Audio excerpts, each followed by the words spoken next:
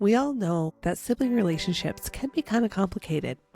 And then you add on aging parents, and it can get real tricky, real fast. So today we go deep. Today we let the tears flow. In this episode, we are talking to my co-host Robyn and her sister, Eliesa Frank, about how they are navigating this journey with their parents, their kids, and all the complicated things in between.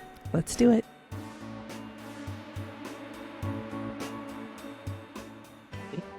Today's episode, we have a lovely guest here.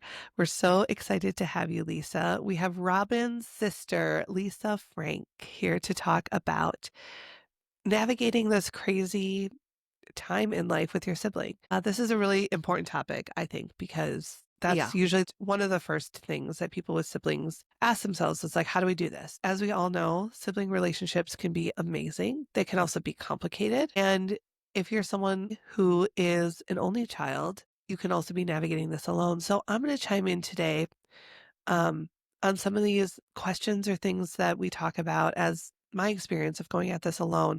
But really today we're here to focus on what it's like to be sisters, to be siblings and navigating this time. So simple. Your So parents. just sisters, aging parents, so easy. So Eliesa, thank you so much for being here today with us. Thank you for having me. Tell me, where are you guys at? Well, I just want to say thank you to my sister for agreeing to do this because this is, we've had plenty of challenges along the way. We still have challenges all the time, but I'm also really proud of how far we've come just working together. So there's so many things to talk about. In terms of being sisters, I feel like a lot of people, once they get into this situation, they have to turn to their sibling if they do have a sibling. It's like the first phone call you make sometimes because you're like, okay, well, I don't know how to do all this by myself.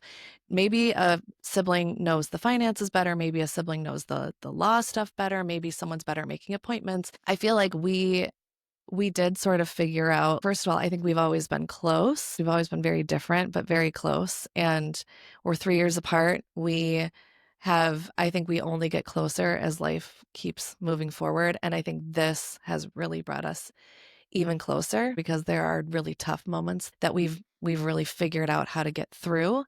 And there's nobody else in the world that really, really understands what I'm going through with my parents than my sister. And there's nobody else I can call to laugh with when I'm like, well, you'll never guess where mom put the wheat thins today. I know I keep bringing that up because she just hides her wheat thins all the time. And I call my sister and she and I will have a laugh sometimes because we're just, you don't know if you should laugh or cry. You don't know if you should laugh or cry. Sometimes that shit is funny. And that's what you need. You're like, well, dad walked downstairs in his underwear again, which anyways, he hasn't totally done that. But one thing I wanted to talk about is that we have kind of divided and conquered a little bit. We've jumped on group texts and we've had some cabinet meetings where we kind of figured, okay, our husbands, my husband has a financial background, Lisa's husband, he's a lawyer. And it has been super helpful where it's been me and my sister get so overwhelmed. We knew we needed to get my parents into assisted living. And we didn't know what we were doing, but we had a very quick timeline. I remember we were talking in December. We had to get them in somewhere because the clock was ticking. And I think he was discharged December 24th or something like that, right? Yeah. Oh, yeah. Around Christmas. Yeah. I have a cookie business. Yes. Yeah. So I have a cookie business. I was in the kitchen. I was pregnant. It was crazy. I was trying to get orders out. We had to get paperwork signed. We didn't know what we were doing. We needed to get my mom into. And my sister really rose to the occasion there. She found a place that was really close to where their home was, which we had to sell their house too, which was also crazy. There were all these questions that kept coming up about the financial and the lawyer stuff. It's okay, the power of attorney was coming up and how much money do mom and dad have? And how do we get into their bank accounts? And it still is very impactful to have the four of us on a group text because feeling okay, I have my sister, but now we have these two dudes that we're married to that might also be a resource. So that has been something that we've done. We decided, okay, Robyn and Easy, my husband, you guys will kind of deal with the financial piece. And then we decided, okay, my sister and Jared, her husband, will deal with more of the law side of things. And so if, you find yourself in a position where you can kind of get a cabinet together of people, I feel like that has been super helpful. I think that's great advice. And I think that, not to mention, both of them also have had things with their parents. Sure. So it's great that they're able to help us because, we've also had to help them with Mhm. things with their Yeah. parents as well. I don't really have a cabinet. That's just me.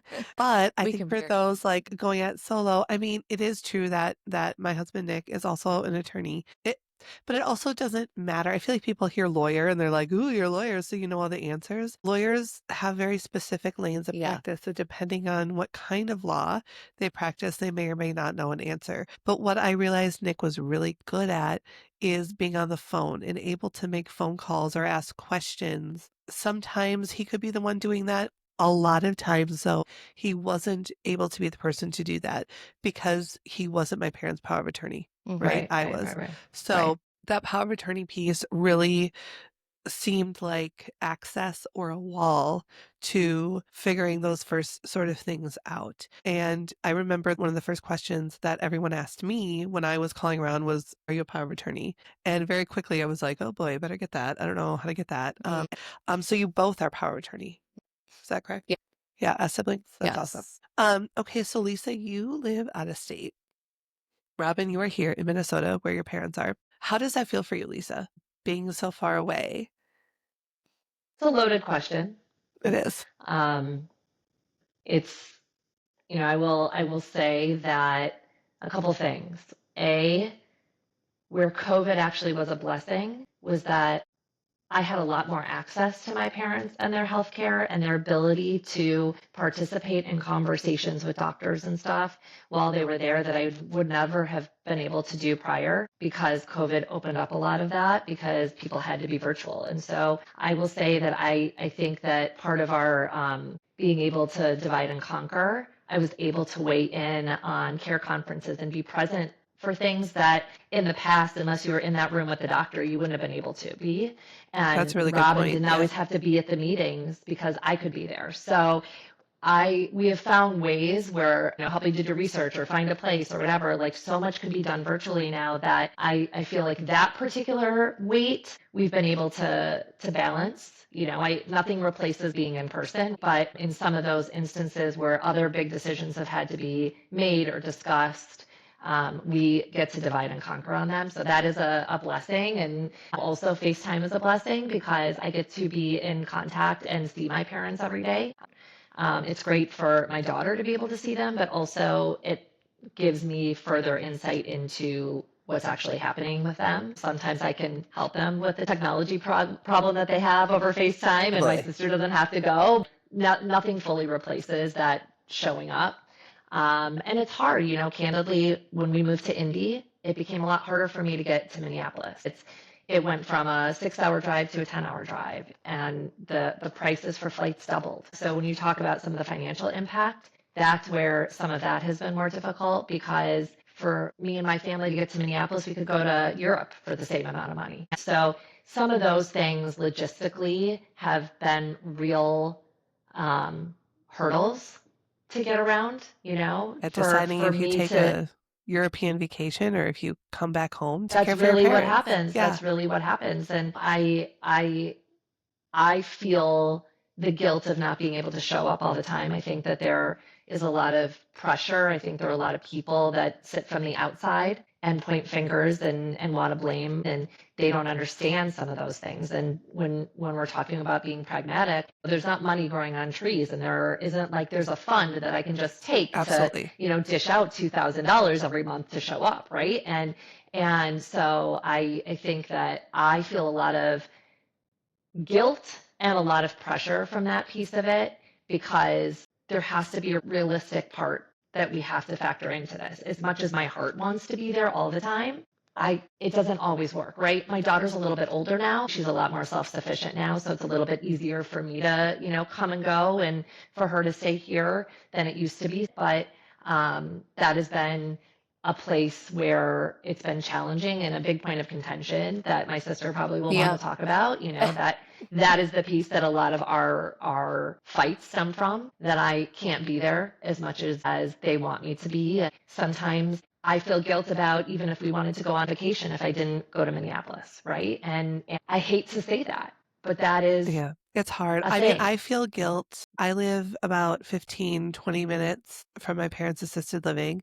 And that's why we moved to them because it's kind of the closest, best place that we could find. But even though we live close, I still feel the guilt. I should be getting there every week, or I should be, and I can't sometimes get there every week. This is something I've worked through, by the way, with my therapist quite a bit, is like processing the expectation and pressure that I feel to I could go down a rabbit hole. I would love to like grocery shop, cook for them, Mm. take them out to lunch once a week, get them out and about, have them over for dinner. But I'm lucky if I make it there like a couple times a month or they make it to our house a couple times a month. That guilt and that pressure is very, very real. And I think you're right. Like whether you're a state away or whether you're 20 minutes away, I think there's a lot of people, frankly, probably even my parents who are like, well, why aren't you here all the time? Mhm. We moved here so we could be closer to you. And yes, that is true. But the reality is life doesn't stop.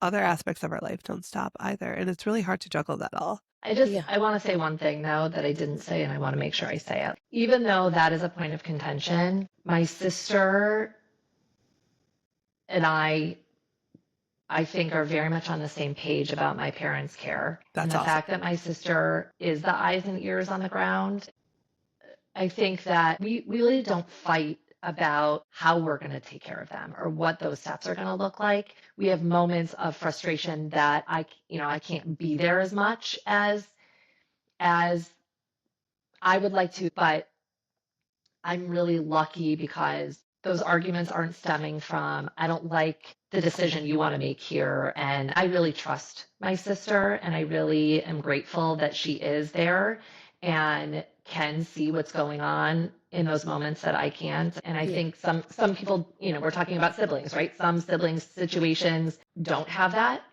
And I know people who one sibling's on the ground and another person is out of state, and the other sibling is saying, well, I don't like the decision you're making here, or you should be looking at it this way, and they haven't seen the parent in 6 months. I feel like even though I'm not present on the ground there all the time, I really do think that for the most part, Robyn and I are on the same page. It seems Yeah. like you guys have a lot of really great communication. Yeah. I think that this chapter of life, like, let me just say to anybody who's listening right now, it is loaded. This is a pain point for me and my sister, the location thing. It's hard for us.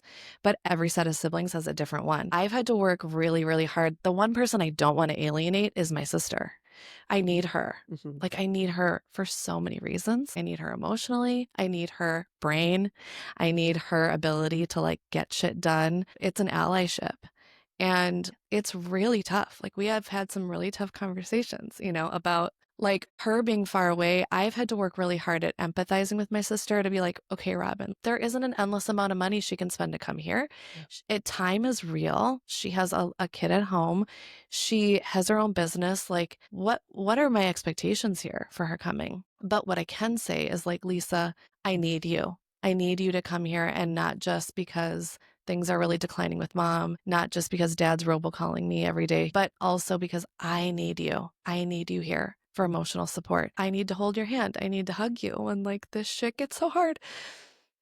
And there's like nobody else who takes that place. But I also have to be really careful to not alienate her and guilt her, because that's not going to help anybody. And I've had to really, really work at how do I approach that so that I'm not pushing her further away by guilting her or making her feel like she's not doing enough, because there is so much that she's doing. And so I think what I hope this can be helpful for other people to hear, because this is the real shit we deal with, is like, I get on the phone, I'm like, I need you to come here. And there can be tension right in that conversation. But all I can say is we have really tried to listen to each other when we have those difficult conversations. Sometimes we have to step away. Mhm. Sometimes we have taken a breather. We've taken a couple of days when things have gotten really hard. But I have to say, I feel like I used to be able to be like trigger her and like say things that I knew would like make her upset, which is terrible for me to admit. But my sister does not take the bait anymore. She's really good at like recognizing when I do stuff like that and really taking the high road, which I really appreciate, because then it reminds me to take the high road. We don't need to be fighting here. We need to take care of our parents. That's the goal. And we need to stick together. And I just think if there's any way that you can find a way to get past your bullshit with your sibling, whatever it might be, and really work together, like, I do feel closer to my sister than ever because I feel like we've worked so hard on that.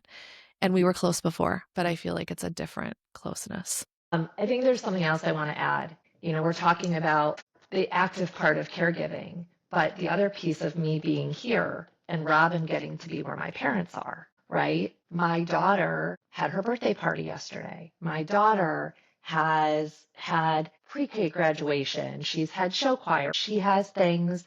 We have things as a family, and we can't always be there, and they can't be with us. And so Robyn gets to take her kids every weekend to see my parents. My daughter is like begging to FaceTime, I want to FaceTime Baba, I want to FaceTime Baba. But, as much as like it's hard that I'm not there, it's hard that they're not here. Yeah, that's hard. Well, This shit is hard. it's really, really hard. And I think that's, sometimes I look around at families who have really young or able, healthy grandparents, and I'm jealous, Oh, yeah. you know? I'm really, really jealous of the fact that, yeah, everyone can be together, that the fact that the grandparents can just drive themselves, Mhm. that the fact that the grandparents can physically hold or pick up the Pick up at grandkids. carpool. In our family, Nick's parents are very young, and so I'm really lucky to have one set of grandparents who are young and healthy and vibrant and all of that.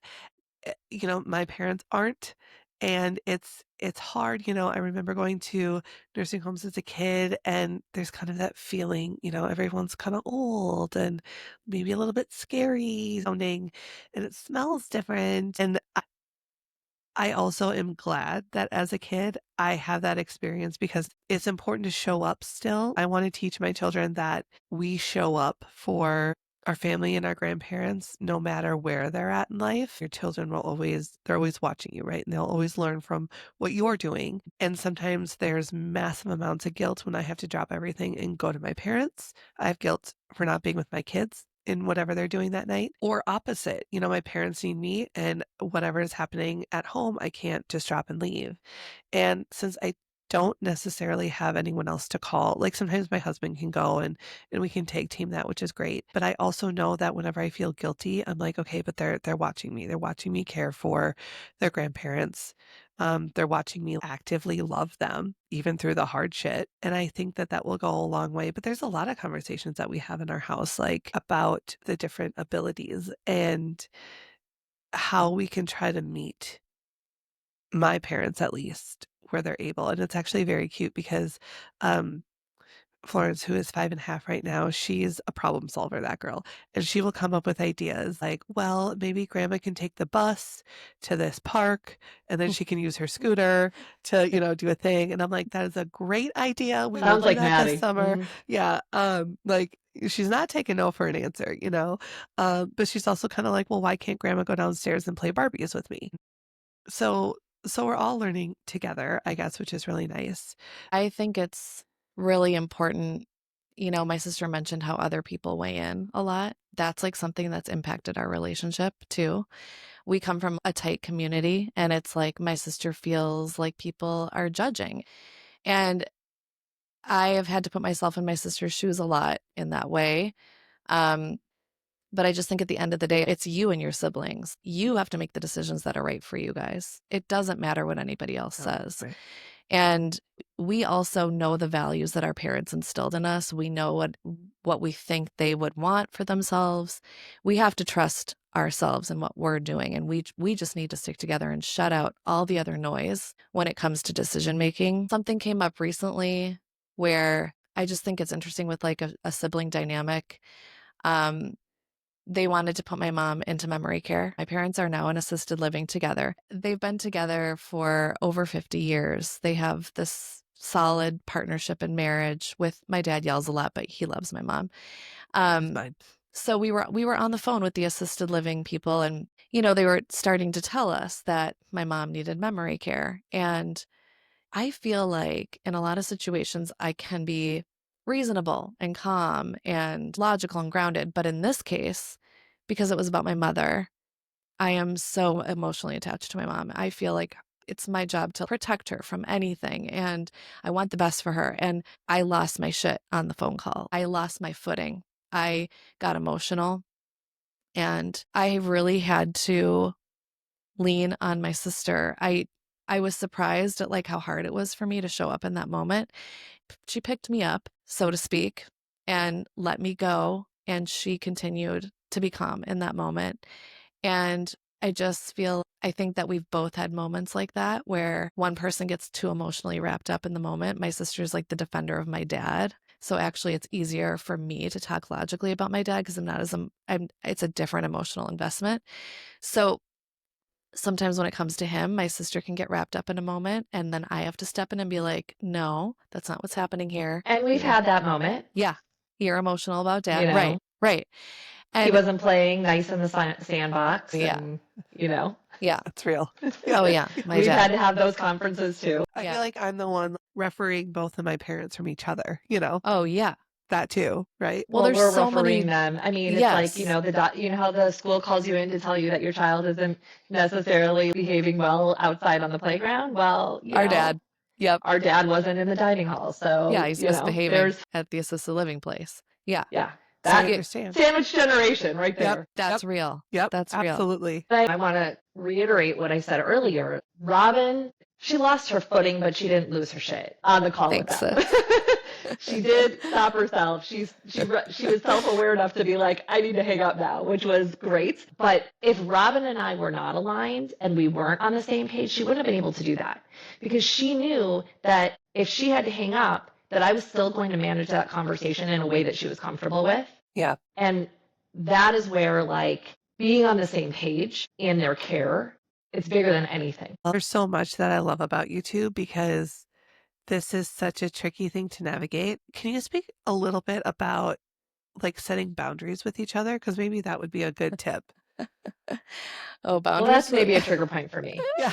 Her trigger point is that I'm not there. My trigger point is that she has boundaries and I don't. What do you mean? I want to hear more about that. Oh, I mean, Yeah, boundaries weren't a big thing for us growing up. I That was am not a very thing. bad at having boundaries, and in my world sphere of guilt, I think that there should be no boundaries from my parents in terms of like they call, they need me, I should answer. But my sister is like, Mom and Dad, it's Monday and Tuesday. So unless you call multiple times, I'm not answering your call. And I'm like, how could you do that to them? So I think that it's less about us having boundaries with each other, I think, at this point, and more about, I used to get very triggered when, I'd be like, well, I'm always going to answer their calls because mom and dad have done everything in the world for me and I'm just going to always be there for them. And so I think I was very triggered when Robyn was like, well, I'm going to have boundaries. I'm like, well, isn't that healthy? I didn't even You know, realize like, that. not So in you all the were, positive ways. yeah, so you were like frustrated about that. Yeah, Kind I'm of like, It does bring up a good idea, though, that sometimes throughout this process, it exposes our own needs. Like how you were like, I don't have boundaries. And then you were kind of like, oh, should I maybe have a boundary or oh yeah. understand? You had some growth in there too, maybe Mhm. personally throughout this. I mean, you've And I'm certainly the grown a oldest ton. child, right? Like Sure. oldest child So you know syndrome. everything, Lisa. You're the Well, oldest. yeah, No, I I mean, don't know everything. I just think that like, you know, but birth order Okay. plays a role in birth it. order, Birth order is is a a big real thing. thing. Yeah. And Yes, it's a I thing in our mean, family. and she's always going to be the oldest sister. You know, like there are times that I have definitely I can take the reins, but like she's still, when it comes to the family dynamic, isn't it amazing? No matter who you are in your life, no matter how powerful or organized or like whoever you are, when you get around your siblings, you turn into who you were. You assume your role. And my sister will always be my older sister. I love when she takes the reins a lot of the time. Sometimes I don't. But I think that because she's the oldest feels a different weight than I do. She feels a different kind of responsibility. So I feel a certain responsibility because I'm on the ground. She feels a certain responsibility and always will that's programmed into her because she's the firstborn, which is huge in our family. I think I probably have changed a little bit on that too. But yeah, her like, well, I'm having boundaries. Like, really, I was like, okay, You didn't girl. like that. I Didn't didn't like even that at realize all. that. I'm so Did sorry. not like I that. guess you learn a lot from your siblings during this process. I also think you have to check in on each other if you want to know some of the things that are the most important. I think it sort of occurred to us through this process that it was so mentally draining. We do have young children. We are trying to be the people we are in the world. We're trying to help our parents. And sometimes you just need to say, how are you? We had a conversation. It's always in the car. We're crying in the car. But I remember there was like a day recently when I said to my sister, I haven't even really ever seen you get emotional about mom. And I think that because she's the firstborn, my sister can appear to be very tough on the outside, but I I don't think know that's I I think that's true. I think you have a really strong, tough exterior. I would think people could say that about you in a dynamic way, but I know how soft you are on the inside. I think you feel a certain responsibility to be really strong and really together for a lot of this. And I feel like I've been more emotional, like, about mom with everything that's been going on, and I felt like I had to invite my sister to share that with me because, one, I was sort of worried. I'm like, "Where is she putting those feelings? And does she feel like she can't share them with me because she has to be strong in this?" But she did share them with me that day, and I feel like it's really important to check in on each other, to ask directly, like, how are you doing? Because literally we're flying around, we're at the care conferences, we're getting money in the bank accounts, out of the bank accounts, signing shit. And then it's like, but wait a minute, we are in the same lifeboat here. And I just think you owe it to your siblings to ask them and to check in on how they're doing, how their mental health is, because they might not be talking to anyone about it, or maybe they're talking to a friend, but it's very different to talk to each other. the beginning. I think I felt more emotional. And then as time goes on and you have people that come up to you, oh, like you said earlier, how are your parents? Right. And eventually you become numb to that because it's like, okay, I appreciate your concern. I don't want your pity. And we just have to keep on plowing through because if we cry every time you cry, we won't get anywhere. And so I think eventually also there's this numbness that happens because you don't know sometimes whether you should laugh or cry at some of the stuff that happens on a daily basis. And, people are coming in and out of your life and seeing teeny tiny snapshots of what you live with every day. And they're like, oh, I feel so bad for you. And I don't really want people to feel bad for me. Ugh, it's I the want, I worst. want people to be supportive, right? Or judge me. Yeah. Yeah, I want And answers. I want so clear answers and help. Yeah. Like that's Mhm. I want to come back to something that I think that for all listeners right now, in so many other life cycle events, motherhood, other things, people come out of the woodwork to help each other. And as we're in the baby boomer generation that is going through a lot of the declining moments, like it's also important for us in our generation to show up for our friends who hmm. are also dealing with that and saying, how can I help? How can I show up? Do you need me to go to the grocery store for you or to get stuff for your parents? Do you want me to go sit with your mom for an hour and hang out with her? Would that bring her joy? Instead, people are pitying me, and I want them to say to me, what can I do that could be meaningful or helpful to your parents in this moment? I love that. I really love that because that is the thing that you need. You have a kid, people make you food, Mm. they give you gifts. They show up and they're like, let me clean your house so you can take a nap or something like that. But Go in this clean my stage, parents' house, Mhm. apartment. yes, my mom would and I would love nothing more than for her apartment to be dusted because we pay for house cleaning, but they don't dust. That's the Mm-mm. whole They thing. never dust. They never They dust. never dust. Um, And something we did actually, we made a decision because my mom was private about her dementia. We did reach out to her, let's call it her little lady cabinet. She has 5 or 6 girlfriends that she's always been really close to, and they were the ones that were giving us a lot of advice and trying to figure out how to show up. So we actually did take the lead and said, we are confiding in you because you are a special person for our mom. And we're going to tell you what's happening with her diagnosis. And then we're also going to tell you, we want you to call my parents. We want you to visit them. We want you to take them to lunch. We want you to maintain the same level of relational closeness or whatever the normal shit you did with them. mhm. Please keep doing it because that's what they need. They need the normalcy of friends. So I think that's really huge. If you know your parents have close relationships, reach out to them and tell them to just be normal. Visit them, talk to them, take them to lunch. That's it. Every time my parents have a visitor, which I would say for my parents, it sounds like your parents moved into an assisted living community that was very close to where they lived. So a lot of their community is probably around them. My parents moved an hour and 20 minutes away from the little town that they have lived in their entire lives. They were born and Yeah. raised there. So this was a huge shift for them. I'm always been very proud of them for being like, okay, it's another adventure, but they weren't nervous. It's still not their home? So they have had like a handful of friends who, when they're in the area, will stop by. They're not able to come very often, but when they do, I can tell it makes such a difference. I'll get a excited text or a call, and, like, their mental health just takes Oh, such a yeah. spike. I mean, oh my gosh. Because Um, they feel normal. They feel they like feel participating people in the totally world. yes, Yes. yes, and that is They wanna so gossip. important.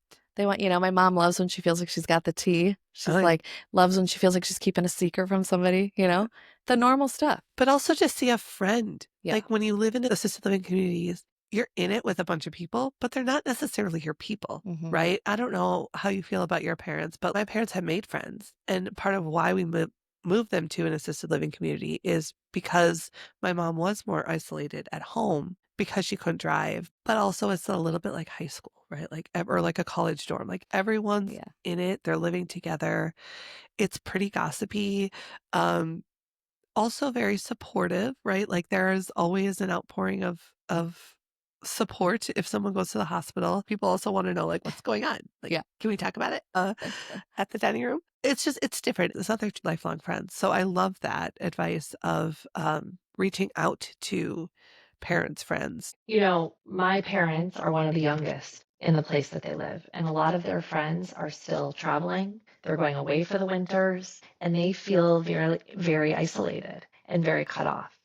And so I think, when you talk about your family, your parents have moved an hour and 20 minutes away, which is also a very real thing. I think that my parents feel isolated in a different way. They're living in the community that they know, and the people aren't coming because Sure. they're not in town. They're doing stuff. And I think that they have met people where they're at, but some of these people are in their 90s, and my parents are in their 70s. Yeah.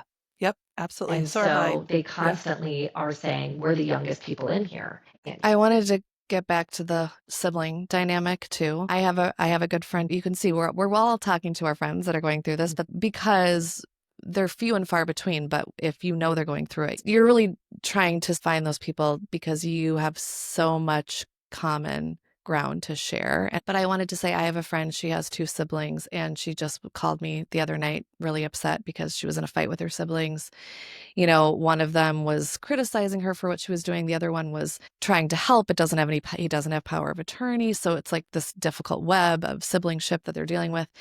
And I said to her, I said, "What's going on with your sister?" And she started to tell me about everything that was going on with her sister. Her sister was, struggling with so many personal issues with like her own children and her job. And I said to her, I know it's really hard because we all have our own personal baggage we're dealing with every day. But try to remember when you come to this conversation with your sister and you're talking about your mom, which is so hard, and your sister seems defensive and she seems angry and she seems critical. Try to think about what all the other shit she was dealing with in her day. Just try to remember what she's carrying and then try to proceed with patience and understanding because I know me and my sister can tell by the way she answers the phone because I know her so well and vice versa.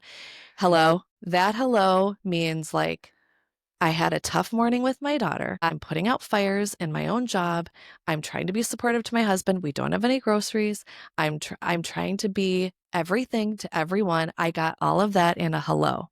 And if you have a sibling, you know exactly what I'm talking about. And my sister can tell the same with me. And instead of jumping into like, okay, I know you're busy and sounds like you're having a bad day, but we need to get this done with mom and blah, blah, blah.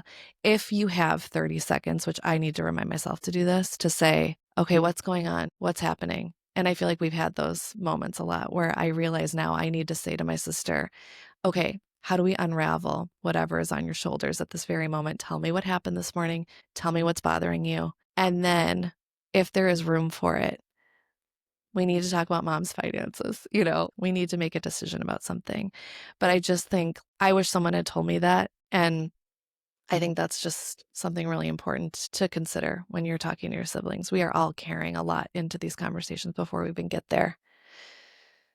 I love that advice. And I also think if you do have a strained relationship with your sibling, maybe because I know for a lot of people, it's like it's hard to even break that barrier, Yeah. right? But if it is, and and you're talking and working through this, I loved your advice earlier of being like, let's keep our eye on the prize. We're talking about our parent. This isn't about our personal political things right now. Like, this is about the best care for them. So how can we both put that baggage aside to make the best decisions? Mhm. You're absolutely right that everyone comes into these moments, which are generally unexpected, very disruptive to the plans that we had for how life was going. And there's so much to figure out right away. Resentment is really easy to harbor in these moments. Anger, frustration. You're so fucking tired. You don't even know what to do. So I want to leave this conversation with hearing about what is the thing, Lisa, that you are most proud of Robyn for in this journey? And you get the question next. Oh, okay. Yeah. As a sister, as a sibling, walking through this together, what are you most proud of each other for? Robyn has really become more of a caretaker than she ever had been. And I'm not saying Robyn wasn't caring. She's always been caring. But I think that between not just being a mother, but also caring for my parents, her caretaking instincts and just showing up and being there have really made me proud. And also her advocacy. And I think that we Robyn and I laugh a lot. Like New York changed Robyn a lot in ways I don't always love, to be honest, as the older sister who likes to tell her what to do. I don't always like how she pushes back, but New York gave her a skill that she really needed because she can't be everyone's doormat. But her she had I'm very proud of her advocacy for my parents and the and her ability to stand up for them and what they need in sometimes a much more bridge building way than I do. Sometimes my directness needs to be pulled back, and she does a lot more, I think, with warmth and leading with love sometimes than I'm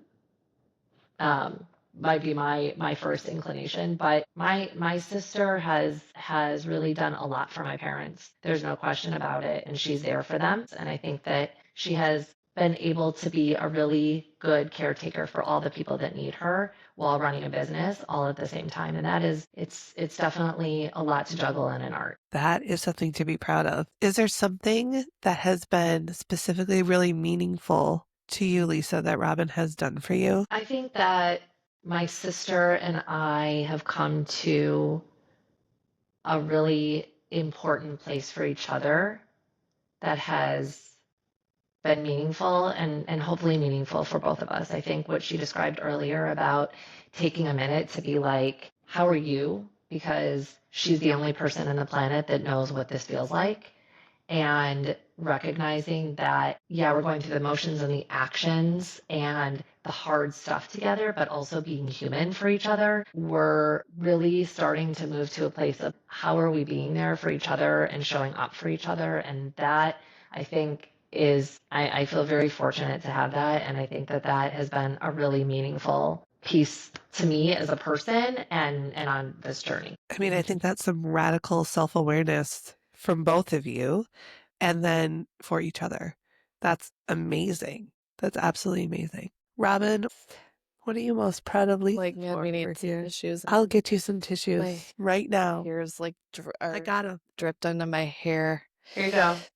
Thanks, sis. um, I'm thinking about a particular day. Um, there's so much I could say, but there was a day when I got on the phone.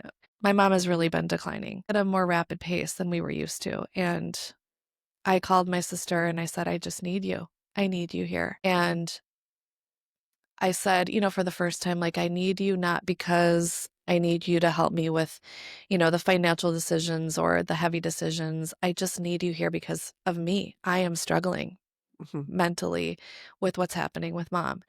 And she made it happen. My sister came. It's funny, we saw my mom, but it was really like a sisterly visit. Yeah. It was my daughter's birthday. My sister spent like the weekend with me, like getting my daughter's birthday in order. Two things happened. One, we did go to see my mom, and that was the first time that I ever had to change my mom. She was starting to have less control of her bowels, and I had to actually change her. And I had to like change her undergarments and then I had to change her clothes. And my sister wasn't actually in the room with me. She was managing my dad because it takes two of us, you know. But that day changed me, I think. And I was just so happy that my sister was there that day because it was horrible. And we walked out of the assisted living place. And I didn't even want to tell her, like, everything I had just experienced. And I had so many feelings that I even was like, can you please hug me? I got upset with her. And then she was like, I didn't know what you needed in that moment. But she did. She did know. She was there. She was physically there and we embraced. And there was like nobody else in the world that I would rather have hugged in that moment because it just made me feel so much less alone. And I am just so grateful she was there in that moment. And we didn't even talk about anything else. We just got in the car and we didn't really need to discuss it. Yeah. And then my daughter had her birthday and my sister just like really showed up for that. She just organized me and, like I was trying to figure out an activity. My sister came up with the activity. She was like the hero of my daughter's birthday. And honestly, it's like both of them mattered the same. Absolutely. She it was did. showing up for me in the sandwich moment when I'm trying to handle my daughter's 3-year-old birthday. I'm trying to change my mom's diaper, and she was there for all of it. And those are the moments where I'm just like, I will savor that weekend. I will savor all of that Mhm. time that we had together because there's nobody who can show up like that other than a sister. And I'm so happy you two were together during that. And then to turn around and throw a birthday party. I mean, it's just like, what are you supposed to feel, right? So to have that support is amazing. Well, I do not have a sister in this journey with me. We can be your I sisters. thank I you. keep hearing you say that. And I'm like, No. girl, because no, it's really important because a lot of people listening are doing this solo and Correct. And I have an Yeah. only, and I'm Yeah. worried that this is going to be her Yeah. life. it's real. And I feel like we This need to is put why our you need to arms show around up you. for Yes. people, and your cabinet doesn't have How to can just we be show your up for you? siblings. Right. Yeah. So I do have 2 daughters now, and they're 5 years apart. And we were very unsure if we would ever have a second child, mostly because of the capacity that I didn't have because we were caring for my parents and in the thick of it and COVID and saving a business and all that stuff, as we all were during those years. Long story short, we obviously down the road, things have chilled out and I found a little capacity to have another child. And I'm so happy that that was our decision. I think about before we had our second, I should say, like you said, Lisa, being an only, having an only, I was like, okay, how is this going to go for her? How can I set her up to be more successful than I am in this space with my parents?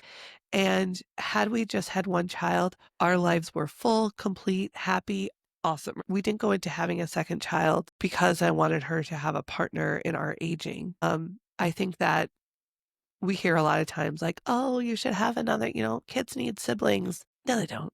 I loved being an only kid basically too. Like it, it was awesome. And I have really strong friendships actually because Like I was Maddie will. an only child. Yeah, I think that only children are amazing. I think they're strong. I think we are capable. Like we are enough also. And that was a message that I always told our oldest when we thought that it was just going to be her. I was like, you are enough because she's amazing.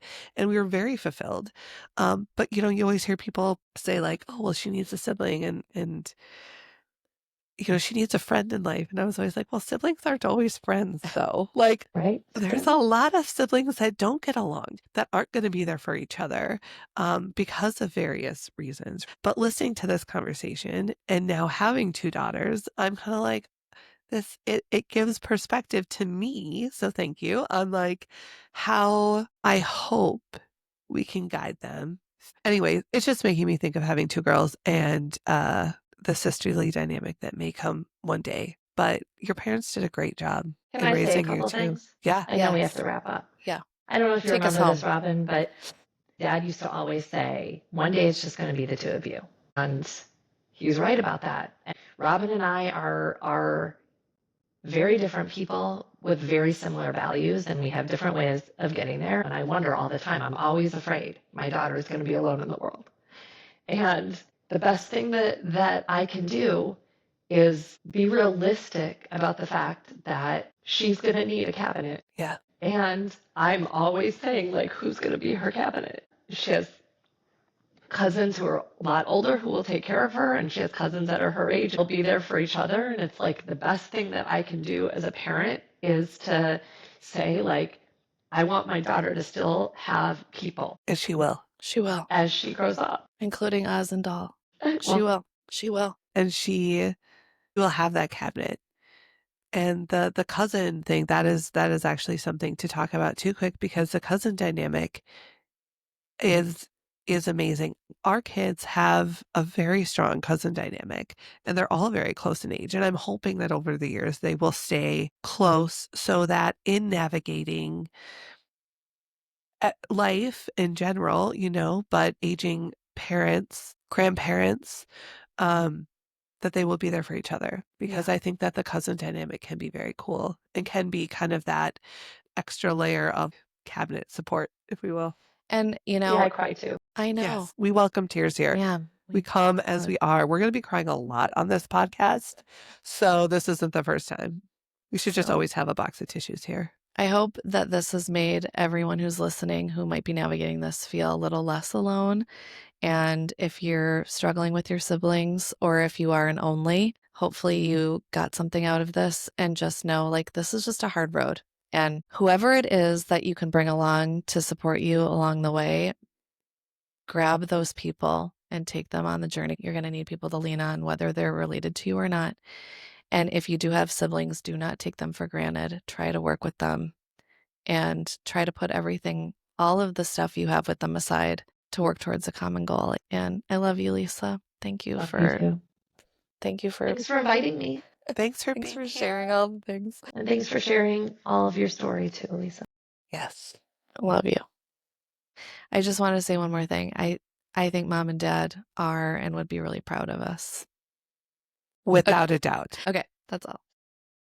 We hope you enjoyed today's episode, and hopefully you can take away some helpful info and tips. All links and resources can be found in our show notes. Please share this episode with anyone you think this might help. And if you have a topic that you'd like to talk more with us about in the sandwich generation world, please slide into our DMs on Instagram. Our handle is @thesandwichgenerationpod. We hope you'll be back for more combos with us soon. And remember, no matter whose diaper you're changing, you're never alone. That was great. That was great. That was really good. All right.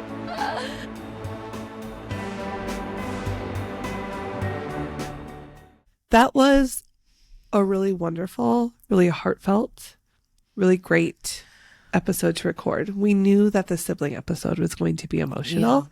Yeah, and it was. We brought the tears. Yeah. You brought the tears. I know. Having a sister is so emotional. It's crazy. I don't have a sister. I have 2 daughters, though. And I'm like, you guys are going to have such a cool relationship that, like, I'm actually not going to understand. It's deep. I can already tell that. They're 5.5 and 6 months. And I can already tell that they're going to have such a special connection. So I think that the sisterly dynamic is especially special. But sibling dynamics in general are, Yeah. There's nobody who can get under my skin, and there's nobody that can understand me, and there's nobody that can make me cry quite like my sister. That's just how it is. We've overcome a lot of our sister stuff in this chapter. Yeah. Which it's kind of a silver lining. And I'm proud of you guys for that, because that's actually a very hard thing to do. Yeah. There's a lot of siblings that I've heard about who can't get past their own shit together. Mm-hmm. There's a lot of different opinions. There's a lot of different personalities. And I'm proud of you guys for coming together and keeping the focus on your parents. Mm-hmm. And having personal growth on the other side of that too is huge. We've had some ugly conversations though. Absolutely. I mean, let's be real. Yeah. Yeah. It's been ugly. I really didn't know that my sister, the boundaries thing was a trigger for her. So yeah, I feel like that was a great part of the conversation, is like really understanding what pisses my sister off or my sibling.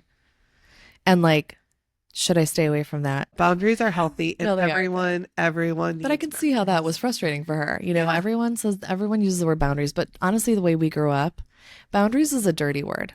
Like, it's very hard to listen to the boundary conversations. I'm just being honest. I know everyone says it's healthy, but it's like, we're Jewish. Like, it's like, there's no such thing, because like the love comes from the no boundaries. Sure. Which Yep. is not saying it's healthy. I'm no therapist, and we've all had to work through those things, but it's like really hard for people, the way we were raised, to talk about the boundaries and not have it feel hostile, not have Sure. it feel like, no, I'm not going to do that job. No, I'm not available. That's very new age. It's not the way we were raised. Sure. And I want to Yep. just point that out, because culturally, I feel like that's hard for a lot of people in a lot of cultures. Yeah, totally. I mean, that's something that my parents, specifically my mom and I, have had to really work on, because I am an only, and like I can't do it all in the time that she wants No. it done. We have young kids, we have work, and there's just actually not enough time in my day to divide and conquer all those things. So we've had to really work on boundaries and be like, Mom, if I don't answer the phone right away, if I don't answer your message, it's not because I don't care. I will get to it when I am able. It might be at 10 o'clock at night, Yeah. because that's how today is, and I'm going to have to send the grocery order, because I can't. Because that's all physically you go. have. That's all we have. I mean, Yeah. no, but I mean, specifically you being an only, like, that's all you have at the end of the day sometimes, is boundaries, Right, because yeah, that's yeah. all you have to lean on. Correct. Because you literally, how would you even live your life Right. if you didn't set parameters? Well, and I think in the beginning days, there was so much to do that there weren't boundaries. Yeah. And I swear to God, that almost killed me. Yeah. I was believe not it. okay. Yeah. I was not like physically okay. I wasn't mentally okay. I wasn't like, nothing was getting done or getting done well. Like, it was so horrible. And I do go see a therapist, and she's amazing, and I see her frequently. And now we're kind of to like, Now you're every like, I don't have few the time for weeks, that. which is great. All because of I'm this giving podcast. too much time to my therapist. I need to cut back. But I need boundaries But with you. like, yeah, right. No, she's amazing. Through that work with my therapist, I knew about boundaries, but it was really like this juggling my parents and parenting and work and life, right? Mhm. Like, we have to still live. Because it can be a full-time job. Let's be real. It really can, between doctor's appointments and like I have like 5 all of the full-time red jobs tape. right now. Yeah. It's a full-time job. So if you sure. wanted to be a full-time caretaker, even if your parents aren't living under your own roof, Right. you could be. Oh, absolutely. Yeah.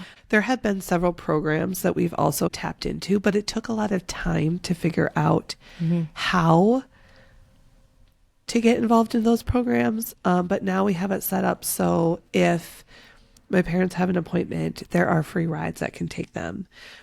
We got them set up with Metro Mobility, which makes it easier for them to go out and about, especially my mom with her scooter. My dad has taken it upon himself to figure out the Metro transit system. So he now buses everywhere, which My is dad can't even turn on his laptop. no, I mean, here's the thing. amazing. Like, my dad we'll get into this in another episode, but he has like 50 lives. And he's relentless, and I love that about him. It's his biggest strength and his biggest weakness. But he has figured out the bus system, and so he takes himself out and about, which is good for him too, and his mental health. But all of these little things have kind of like come in place. I would love to be there at every single doctor's appointment with my parents. Yeah. But I can't be. Right. I go to the important ones. I at least call in, chime in. We try to make that work. But some of the little follow-up appointments and stuff like that, there's a million of them. Yeah. Their social life is doctoring. So like, Yes. a full-time job yeah. could be My parents taking too. my parents to doctor's appointments. Yeah. 100%. Yeah. Well, I just want you to know you're not alone. Thank you. And I feel alone, and I feel less alone by the day, if that makes sense. And I felt bad for Nick, really. your husband. My husband, yes, when we embarked on this, because there was so much that I did have to navigate truly alone to set up, like the power of attorney, like the bank accounts. Like, there was just things, being an only kid, that you were the only one who could do that. And he so desperately wanted to help. And now that things have chilled out a little bit, we found ways that he can help, which is good. I think the loneliness comes in a little more like emotionally, Yeah. when you leave a visit with your parents and I'm crying because maybe it was just a tough day or a tough visit, or maybe you just noticed something where you were like, oh, that's different today. It wasn't like that a few weeks ago, you know, or you leave a conversation with them and you're just like, oh shit. Like, you know, that was sad. That was hard. And I tend to be really strong for my parents, but then when I leave them, that's when I break down, you know, crying. Yeah. So I'm learning to how to process that, I guess. I'm not perfect at it yet.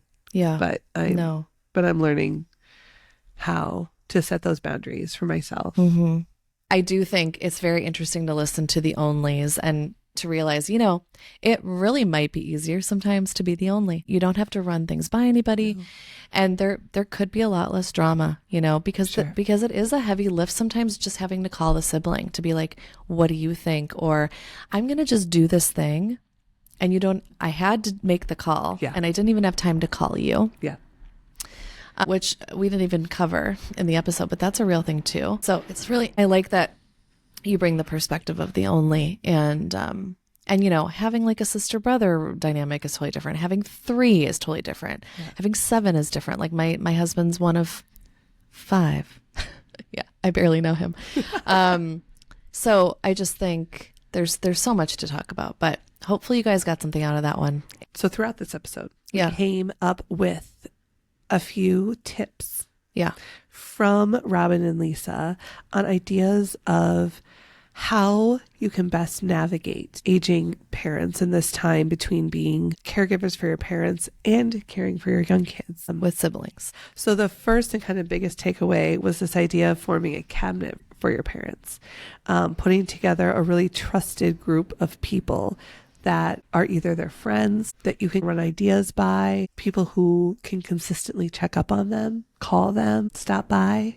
That little group that can make a big difference for both you and your sister and your parents. I think that's a fantastic idea. Also, like that, I think I use that with the group text with us and our husbands. If you have like other people in your family or people that you know, they're like a trusted professional that might be in your family or your inner circle. Yeah. They could be part of the cabinet too, of your own cabinet. Yeah. Yep. I love that idea. Dividing and conquering, of course, with your siblings, but also recognizing what each other's strengths are. Talking about your triggers. Yeah. You don't know that something is a trigger until it's happening. So the more you can be self-aware. Yeah, like today I learned. Yeah. Noted. But make note, right? Like what the triggers are. And if you don't have a sibling, maybe that is with your partner or your spouse. They might try to be being helpful, but really in the offering of advice or trying to be helpful. I know for me, sometimes that's a trigger. I'm like, fine. Yeah, like the pity thing my sister was talking about. That can be a trigger for people. Like, I'm so sorry for what you're going through. Sounds nice, but can be a trigger. Yeah. People mean well, but they do. Checking in with each other. Yeah. That is good. It's hard. It is hard. It's hard to take the time or the moment to stop or pause or slow down to check in. But it makes all the difference in the world. And while you were talking to Eliesa and you were talking about that part of your relationship and taking a moment to check in with each other, I mean, that's how I felt connected to you, even was that you just took a time as a friend to be like, hey, how are you doing? You know, that was it. That was the only text. You took a moment to check in, and that goes a long way. So even if you're an only, and getting your friends, you know. And I just wanted to say too, you know, when my sister's like, hello, sometimes I'm also feeling like, hello, you know? Yeah, totally. Like sometimes you don't feel the space to say, how are you? Like sometimes that can even be hard because you need someone to ask you. Yeah. And sometimes it actually is good to have the diversion to like, you're having a heavy day. Sometimes it's better to just, when you ask someone else, it kind of relieves what's on your shoulders a little bit because it takes the focus off of yourself. Yeah. So I've learned that with my sister too. You know how when you have a child and for the first time and you're like, holy shit, I had no idea that this is what it was like. I had no idea that this is what it's like. And then you're like, I remember one of my first thoughts was like, oh my God, I wish I could go back and be a better friend to everyone before me who had a child, because I'm sorry, I didn't know. I'm sorry. And to all of you.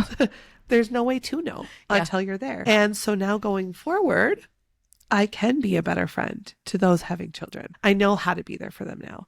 The same, I think, goes for caring for your aging parents. Yeah. Like, you don't know what you need until you're there. You don't know how to support someone going through it until you're like, and it doesn't have to be in big ways. It just can be a text checking in because we know how much that means. Yeah. And our tip is to keep the perspective of how you're coming together for your parents. You know, a lot of sibling dynamics are not great. Oftentimes it is tricky to navigate the emotions, the decisions, the opinions for your parents. But in the midst of the stuff that's hard, if you can keep the perspective on the fact that this isn't about us, this isn't about our drama, this isn't about our lives aside from this. Like, we are here for one reason and this reason. And how can we come together to stay focused on that? How can we put our own personal things aside? You just really get along so well with your sibling, and then you would have gotten nothing out of this. I don't think that exists. It's not real. That's not real life. The last tip we had, this came up from our conversation, was how to show up for our peers to lighten the load. We came up with a little list of things that actually might be helpful. Instead of saying, let me know if you need anything, here are ways that you could just show up, just do it even without asking. That even might take something off your plate, right? Delivering groceries or going on a grocery run for your parents or your loved one. That goes a long way. Obviously having a visit, sitting with your parents. I love the idea of reaching out to your parents' friends and saying, hey, like, yeah, they moved into this new place, but please carry on as if they still lived in their house. Going over to the parents' house and cleaning for them. Huge.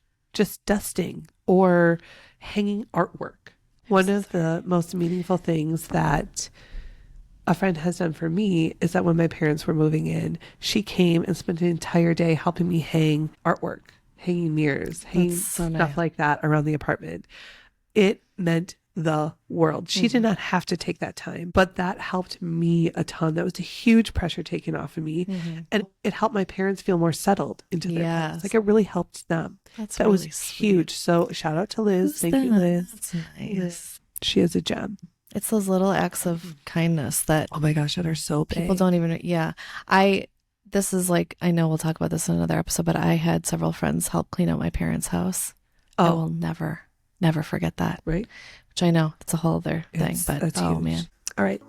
Those are tips. Those are our thoughts. Tips, thoughts, later. reactions. So we know we covered a lot about siblings today, but there's so much more that we could have said. If there's anything that we didn't cover, anything you want to add, we would really love to hear from you. We'd love to hear your feedback.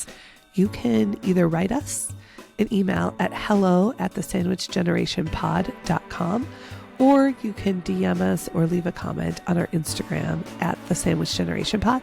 Bye. Bye.